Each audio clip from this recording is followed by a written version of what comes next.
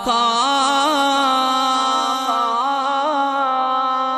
میرے آقا جیسا دنیا میں ہنسی کوئی نہیں، عالم ہستی میں ان سا بھی کہیں کوئی نہیں۔ والصلاة والسلام على أشرف الأنبياء والمرسلين وعلى آله وأصحابه أجمعين ومن تبعهم بإحسان إلى يوم الدين، أما بعد۔ محترم حضرات، قیامت کی علامات میں متعدد علامات آپ حضرات کے سامنے ذکر کر چکا ہوں، اور آپ کو یاد ہوگا کہ اس سلسلے میں ایک حدیث آپ کو سنائی تھی جس میں قیامت کی 10 علامتوں کا ذکر کیا گیا ہے، اور ان علامات میں سے ایک علامت یہ بھی بیان کی گئی ہے کہ دنیا میں دجال کا ظہور اور خروج ہوگا۔ بھائیو، یہ قیامت کی علامت بڑی علامتوں میں سے ایک علامت ہے کہ دنیا میں دجال آئے گا، اور یہ وہ علامت ہے کہ حدیث میں آتا ہے کہ اللہ کے نبی علیہ السلام نے ارشاد فرمایا کہ ما من نبی الا وقد انذر امتہ الاعور الکذاب، یعنی کوئی بھی نبی ایسا نہیں گزرا جس نے اپنی امت کو اس جھوٹے و کانے دجال سے نہ ڈرایا ہو۔ متعدد احادیث اللہ کے نبی علیہ السلام کی اس موضوع پر کتب احادیث میں موجود ہیں، اور بخاری و مسلم میں ابن عمر رضی اللہ تعالی عنہ سے روایت ہے کہ رسول اللہ صلی اللہ علیہ وسلم نے حجۃ الوداع میں خطبے میں دجال کا ذکر فرمایا، اور بڑی تفصیل کے ساتھ ذکر فرمایا، اور اسی میں یہ بھی فرمایا کہ اللہ تعالیٰ نے جس پیغمبر کو بھی مبعوث کیا اس نے اپنی امت کو اس فتنے سے ڈرایا ہے۔ حضرت نوح نے اور ان کے بعد کے پیغمبروں نے سب نے اپنی اپنی امتوں کو اس سے ڈرایا ہے، اور فرمایا کہ اور وہ بلا شبہ تم میں ظاہر ہوگا، اس کا حال تم پر مخفی نہیں ہے اور نہ مخفی رہنا چاہیے۔ یہ بخاری اور مسلم کی حدیث ہے۔ حضرات، اس حدیث سے ہمیں یہ اندازہ ہوا کہ اس فتنے کو اللہ کے نبی علیہ السلام نے کس قدر سنگین فتنہ سمجھا، اور نہ صرف یہ کہ آپ نے بلکہ سارے پیغمبروں نے اور تمام پیغمبروں نے اپنی اپنی امت کو اس سے آگاہ کیا۔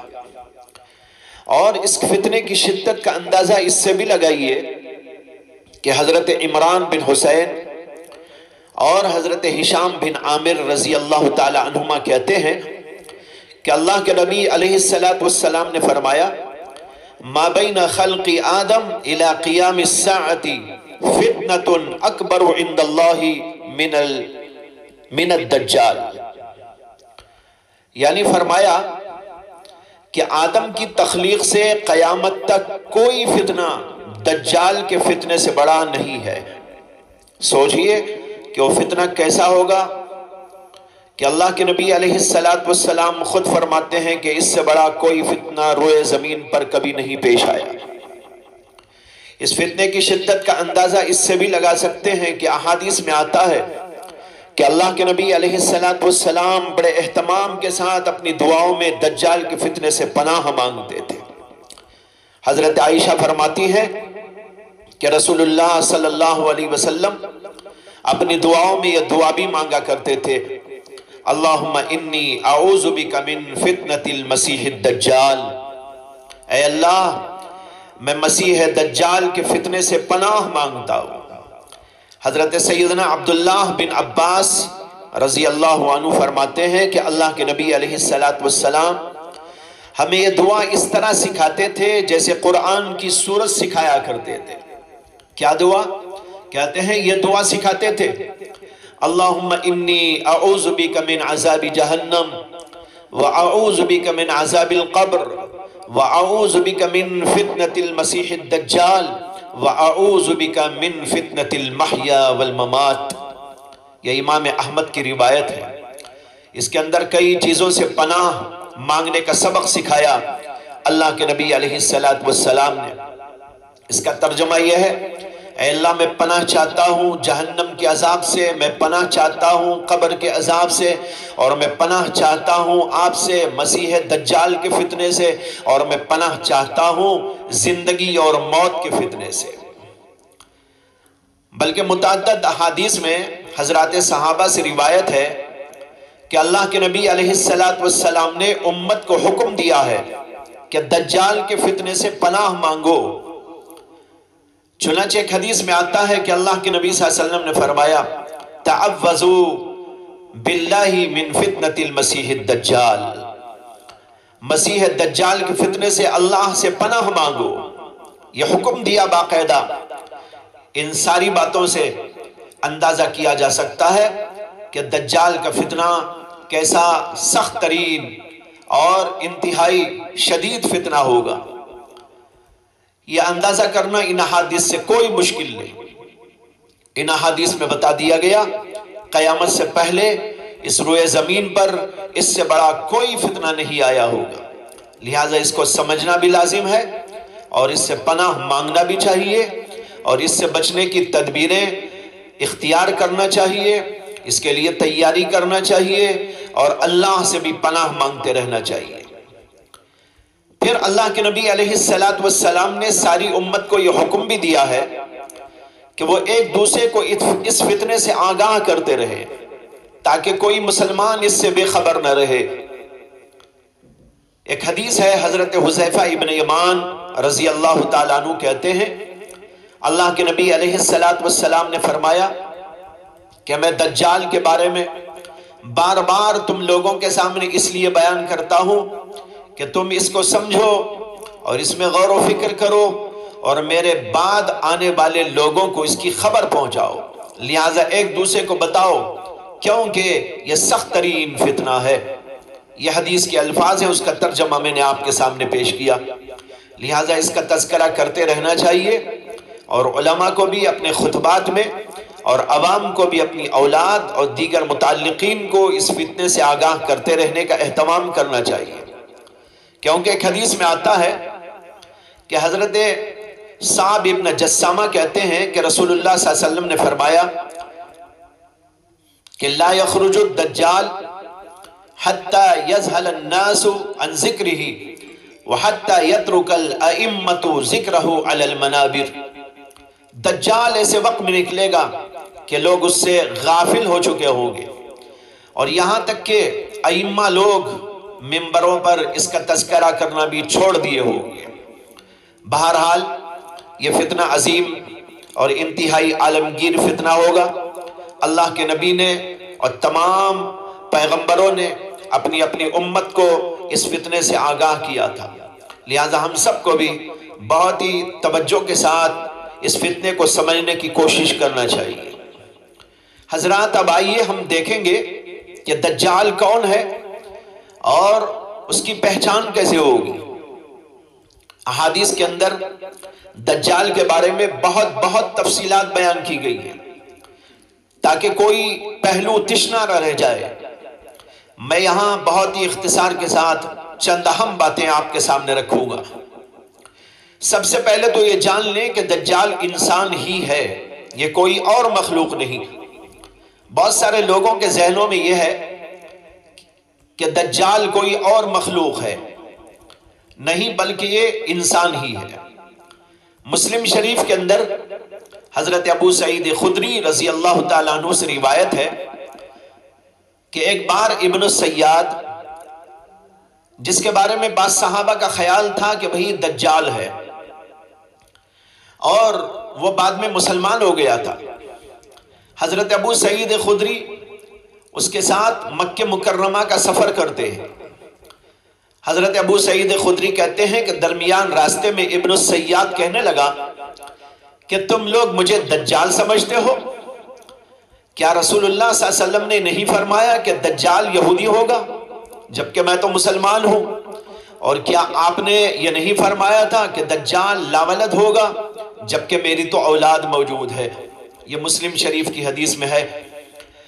صحابہ نے یہ سننے کے بعد اس کی بات کی تصدیق کی۔ معلوم ہوا کہ دجال یہودی قوم سے ہوگا، انسان ہوگا اور لاولد ہوگا۔ اس کے بعد بہت ساری احادیث کا ایک خلاصہ آپ کے سامنے رکھنا چاہتا ہوں۔ متعدد احادیث کے اندر اللہ کے نبی علیہ السلام نے دجال کے حلیے اور دجال کے بارے میں تفصیلات بتاتے ہوئے مختلف اور متعدد باتیں ذکر فرمائی۔ ان میں سے چند اہم باتیں یہاں پر کوٹ کر کے آپ کے سامنے پیش کروں گا۔ نمبر 1، احادیث سے معلوم ہوتا ہے کہ دجال ایک آنکھ کا کانا ہوگا اور اس کی دوسری آنکھ بالکل سپاٹ ہوگی۔ نمبر 2، اس کے سر کے اوپر بہت بال ہوں گے اور وہ انتہائی گھونگریالے ہوں گے اور اس کا سر درخت کی ٹہنی کی طرح ہوگا۔ نمبر 3، حدیث سے معلوم ہوتا ہے کہ اس کا رنگ سرخ اور سفید ہوگا، یعنی دونوں کا ملا جلا انداز ہوگا، نہ بالکل سفید نہ بالکل سرخ۔ چوتھی علامت یہ بتائی گئی ہے کہ اس کی پیشانی چوڑی ہوگی۔ پانچویں علامت اس کی یہ ہے کہ اس کی ناک کے نتنے پھیلے ہوئے ہوں گے، چوڑے ہوں گے، جو ایک بدنما ہونے کی علامت ہے۔ نمبر 6، اس کا سینہ بہت چوڑا ہوگا۔ نمبر 7، اس کے کان کٹے ہوئے ہوں گے۔ نمبر 8، اس کا ہاتھ دوسرے ہاتھ سے لمبا ہوگا، یعنی ایک ہاتھ دوسرے ہاتھ سے لمبا ہوگا، یہ بھی اس کے عیب کی ایک دلیل ہے۔ نمبر 9، اس کا جسم بڑا بھاری بھرکم ہوگا، یعنی عام انسانوں سے زیادہ بڑا ڈل ڈول والا ہوگا۔ نمبر 10، اس کا قد دوسرے لوگوں کی نسبت تو لمبا ہوگا مگر خود اس کے جسم اور جثے کے لحاظ سے چھوٹا ہوگا۔ اس لیے بعض احادیث میں اس کو طویل القامہ کہا گیا اور بعض احادیث کے اندر یہ بتایا گیا کہ وہ قصیر القامہ ہوگا، اور دونوں کی تطبیق علماء نے یوں دی ہے کہ دوسروں کے لحاظ سے تو وہ لمبا معلوم ہوگا لیکن خود اس کے جسم اور جثے کے لحاظ سے وہ چھوٹا معلوم ہوگا۔ نمبر 11، اس کے دونوں پاؤں کے درمیان زیادہ فاصلہ ہوگا، یہ بھی ایک عیب کی بات ہے۔ نمبر 12، اس کی پنڈلیاں ٹیڑھی ہوں گی۔ نمبر 13، اس کا سر پیچھے سے ایسا معلوم ہوگا جیسے کہ گنجا آدمی ہو۔ نمبر 14، اس کی پیشانی پر کاف فا را لکھا ہوگا، یعنی کافر، جس کو ہر مسلمان پڑھ سکے گا، خواہ وہ مسلمان پڑھا لکھا ہو یا ان پڑھ ہو۔ یہ بہت ساری احادیث سے خلاصے کے طور پر چند باتیں عرض کر کے آپ کے سامنے رکھی گئی۔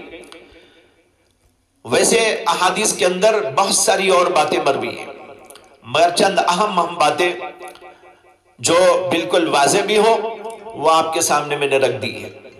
حضرات، اس کے بعد بڑی اہم بات جو سمجھنے کی ہے وہ یہ ہے کہ اللہ تعالیٰ نے جس طرح شیطان کو اپنی حکمت بالغہ سے غیر معمولی قوت و طاقت بخشی ہے اور وہ ایسے ایسے کام کرنے کی قدرت رکھتا ہے جو عام طور پر انسان نہیں کر سکتے، اسی طرح دجال کذاب کو اللہ تبارک و تعالیٰ کی جانب سے بڑی قوت و طاقت عطا کی جائے گی اور یہ سب انسانوں کی آزمائش کے لیے ہوگا، اور مومن اور کافر کی پہچان اور ان میں امتیاز اسی سے قائم ہوگا جو اس آدمی کی، جو اس دجال کی شان و شوکت اور قوت و طاقت کو دیکھ کر اس کے پیچھے چلے جائیں اور اس کو خدا مان لیں، وہ کفر میں پڑ جائیں گے۔ اور اس وقت جو بھی صرف نام کے مسلمان ہوں گے، ظاہری طاقت اور قوت کو سب کچھ سمجھنے والے ہوں گے اور مادیت کے پجاری ہوں گے، جو مسلمان کہلانے کے باوجود حقیقی معنی میں اسلام پر قائم نہ ہوں گے، وہ سب کے سب اس کے پیچھے چلے جائیں گے اور اس کو خدا مان لیں گے۔ اور جو لوگ اس کے پیچھے نہیں جائیں گے اور اس کی مکاریوں اور عیاریوں کو سمجھ جائیں گے، اس کے دجل اور فریب سے واقف ہو جائیں گے، یعنی وہ احادیث کا علم رکھتے ہوں گے ان باتوں کو سمجھ رہے ہوں گے اور اس کے فتنے پر بیان کی گئی ساری تفصیلات ان کے ذہن میں ہوں گی، وہ اس سے بچ کے رہیں گے اور ہمیشہ اس کے فتنے سے بچنے کے لیے پناہ مانگتے ہوں گے اور ظاہری قوت و طاقت کو خاطر میں نہیں لائیں گے۔ یہی لوگ سچے مسلمان ہوں گے۔ اس کے بعد احادیث میں اس کے سلسلے میں جو باتیں آئی ہوئی ہیں ان میں سے چند باتیں آپ کے سامنے رکھتا ہوں، جس سے اندازہ ہوگا کہ اللہ تعالیٰ اسے کیسی قوت اور طاقت دے کر بھیجیں گے اور اس قوت اور طاقت کے ذریعے وہ انسانوں کو کس طرح گمراہ کرنے کی کوشش کرے گا۔ حضرت حذیفہ ابن یمان کہتے ہیں کہ رسول اللہ صلی اللہ علیہ وسلم نے فرمایا کہ دجال اپنے ساتھ آگ اور پانی لائے گا۔ جس کو لوگ پانی سمجھیں گے وہ جلانے والی آگ ہوگی، اور جس کو لوگ آگ سمجھیں گے وہ ٹھنڈا اور شیریں پانی ہوگا۔ انہی سے ایک روایت میں یوں آیا ہے کہ دجال کے ساتھ دو نہریں ہوں گی جو اس کے ساتھ ساتھ چل رہی ہوگی، اور ان میں سے ایک دیکھنے میں صاف اور شفاف پانی معلوم ہوگا اور دوسری دیکھنے میں بھڑکتی ہوئی آگ۔ ایک حدیث میں آتا ہے کہ اللہ کے نبی علیہ السلام نے فرمایا کہ دجال کے ساتھ جنت اور دوزخ ہوگی۔ اس کی جنت حقیقت میں دوزخ اور دوزخ فی الواقع جنت ہوگی۔ اور حضرت ابو ہریرہ سے روایت ہے کہ اللہ کے نبی صلی اللہ علیہ وسلم نے فرمایا کہ دجال اپنے ساتھ جنت اور دوزخ جیسی چیز لائے گا۔ یہ لفظ خاص طور پر غور کرنے کا ہے۔ ابو ہریرہ کی روایت میں، یہ مسلم کی روایت ہے، یہ اللہ کے رسول نے فرمایا کہ دجال اپنے ساتھ جنت اور دوزخ جیسی چیز لائے گا۔ اس سے معلوم ہوا کہ جنت اور دوزخ حقیقت میں نہیں ہوگی بلکہ دیکھنے میں جنت اور دوزخ ہوگی، اور فرمایا کہ وہ جس کو جنت کہے گا وہ حقیقت میں دوزخ یعنی تکلیف دہ چیز ہوگی، اور جس کو وہ دوزخ کہے گا وہ جنت ہوگی۔ اس سے معلوم ہو گیا کہ جنت و دوزخ حقیقی جنت و دوزخ نہیں جو اس کے ساتھ میں ہوگی، بلکہ ایک اس کے جادو کا اثر ہوگا اور وہ لوگوں کو یہ کہہ کر بہکانے کی کوشش کرے گا۔ ایک طویل حدیث میں حضرت نواس ابن سمعان رضی اللہ عنہ سے روایت ہے کہ اللہ کے نبی علیہ السلام نے دجال کا ذکر کرتے ہوئے فرمایا کہ وہ 40 دن دنیا میں رہے گا، اور ان میں سے ایک دن یعنی پہلا دن 1 سال کے برابر ہوگا، اور دوسرا دن 1 ماہ کے برابر ہوگا، اور تیسرا دن 1 ہفتے کے برابر، اور باقی دن عام دنوں کی طرح ہوں گے۔ اور فرمایا کہ اس کی رفتار ایسی تیز ہوگی جیسے بارش جس کے پیچھے ہوا اس کو اڑاتی جا رہی ہو۔ جیسے ہوا چلتی ہے اسی طریقے پر وہ بہت تیز رفتاری کے ساتھ میں چل رہا ہوگا۔ اسی حدیث میں آتا ہے کہ دجال ایک قوم کے پاس آئے گا اور ان کو خود اپنے پر ایمان لانے کی دعوت دے گا کہ میری خدائی پر ایمان لے آؤ، اور وہ لوگ اس پر ایمان لائیں گے تو وہ آسمان کو حکم دے گا تو بارش برسنے لگے گی، اور زمین کو حکم دے گا تو اس سے کھیتی اگے گی، اور ان لوگوں کے جانور جب شام کو واپس آئیں گے تو ان کے کوہان پہلے سے زیادہ لمبے اور ان کے تھن بڑے کشادہ اور ان کی کوکیں تنی ہوئی ہوگی، اور وہ یعنی دجال ایک دوسری قوم کے پاس جائے گا اور ان کو بھی اپنی خدائی کی دعوت دے گا، اور وہ لوگ انکار کر دیں گے۔ جب وہ انکار کر دیں گے تو وہ ان کے پاس سے چلا جائے گا، لیکن ان کے اوپر قحط سالی اور خشکی شروع ہو جائے گی اور ان کے مال ان کے ہاتھوں سے نکل جائے گی۔ اسی حدیث میں یہ بھی ہے کہ اللہ کے نبی صلی اللہ علیہ وسلم نے فرمایا کہ دجال ویران زمین پر سے گزرے گا اور کہے گا کہ اے زمین اپنے خزانے اگل دے، تو زمین سے خزانے نکل آئیں گے اور اس کے پاس جمع ہو جائیں گے۔ اور ایک حدیث کے اندر یوں فرمایا اللہ کے نبی علیہ السلام نے کہ وہ ایک جوان شخص کو بلائے گا اور اس کو مار کر اس کے 2 ٹکڑے کر دے گا اور پھر اس کو زندہ کرے گا، تو وہ جوان دمکتے ہوئے چہرے سے ہنستا ہوا اٹھ کھڑا ہوگا۔ ان تمام احادیث سے ہم یہ اندازہ کر سکتے ہیں کہ دجال بڑی قوت و طاقت کے ساتھ رونما ہوگا اور لوگوں کو اپنی طرف مائل کرے گا اور خود پر ایمان لانے کی دعوت دے گا اور حیرت انگیز کرشمے دکھائے گا، بنجر زمین کو زرخیز بنا دے گا اور بارش برسا دے گا، زمین سے خزانے نکال دے گا، گویا کہ سارے خزانے اس کے پاس جمع ہو جائیں گے، جو لوگ اس پر ایمان لائیں گے ان کو سیراب کر دے گا اور جو اس کو نہیں مانیں گے ان کو محروم رکھے گا۔ یہ وہ چند باتیں ہیں جو حدیث سے معلوم ہوتی ہیں، باقی اس سلسلے میں مزید کچھ تفصیلات ہمیں اور آپ کو سمجھنے کی ضرورت ہے، جس کو انشاءاللہ کل عرض کیا جائے گا۔ وآخر دعوانا ان الحمدللہ رب العالمین۔